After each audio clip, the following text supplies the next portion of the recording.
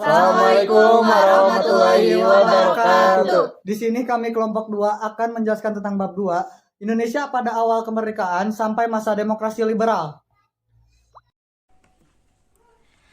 Keadaan politik Indonesia pada awal kemerdekaan. 1. Kedatangan tentara sekutu dan Nica. Sekutu yang masuk ke Indonesia ada 2. 2. Konflik Indonesia-Belanda di berbagai daerah. 1. Pertempuran di Surabaya. Berlangsung pada tanggal 27 Oktober 1945. 2. Pertempuran Ambarawa dan Magelang. Berlangsung pada tanggal 20 November sampai 15 Desember 1945. 3. Bandung Lautan Api. Berlangsung pada tanggal 23 Maret 1946. Perjuangan Diplomasi Indonesia, Perjanjian Linggarjati 10 November 1946. Pemerintah Belanda mengakui kedaulatan RI.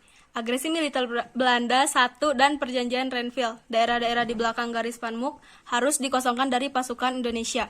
Perundingan Royan-Royan, salah satu hasilnya penarikan tentara Belanda dari Yogyakarta dilakukan pada tanggal 24 sampai 29 Juni 1949. Konferensi Inter-Indonesia, RI dan BFO sepakat bersama-sama menghadapi Belanda dalam KMB.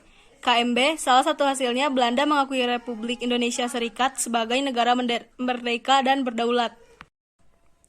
Perkembangan ekonomi pada awal kemerdekaan.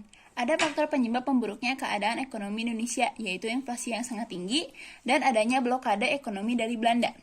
Selanjutnya, usaha pemerintah mengatasi kesulitan moneter, melakukan pinjaman nasional, mengadakan konversi ekonomi, pertama dan kedua, pembentukan planning board, plan kasino, rekonstruksi dan rasionalisasi angkatan perang, dan yang terakhir, persatuan tenaga ekonomi.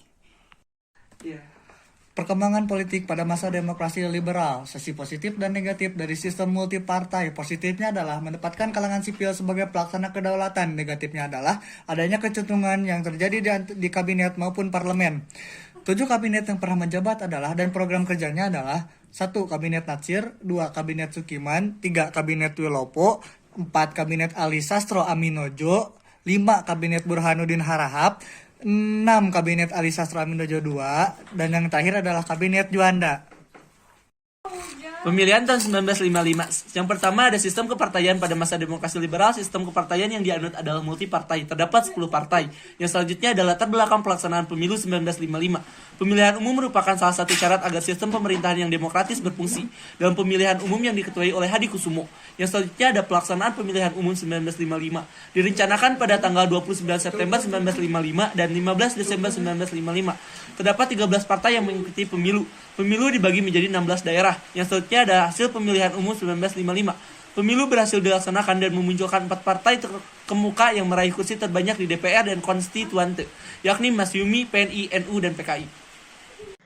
Perkembangan ekonomi pada masa demokrasi liberal. Kondisi ekonomi masih sangat buruk. Itu disebabkan oleh beberapa faktor, yaitu setelah pengakuan kedaulatan Belanda yang memiliki hutang, politik keuangan pemerintah Indonesia dirancang Belanda, tidak stabil situasi dalam negeri, defisit yang harus ditanggung negeri, ekspor Indonesia hanya bergantung pada perkebunan, dan angka pertumbuhan jumlah penduduk yang besar. Lalu, usaha untuk memperbaiki perekonomian, yaitu Gunting Syafruddin mengubah nilai uang, sistem ekonomi gerakan Benteng, sistem ekonomi Alibaba, persetujuan finansial ekonomi, rencana pembangunan 5 tahun, dan musyawarah pembangunan.